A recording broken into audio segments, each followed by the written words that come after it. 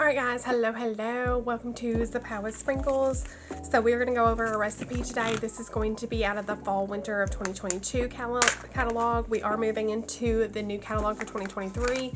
So this one is going to be Holiday Party, which is Frosted Cinnamon Rolls, Cherry Kolache, and Holiday Punch.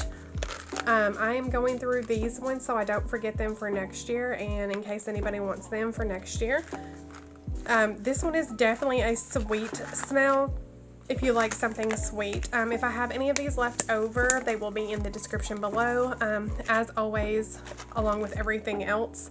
So if you are interested in one of those, I'm not promising that these scents are going to be back for next year for the fall and winter line, for the simple fact that they replaced a lot of them.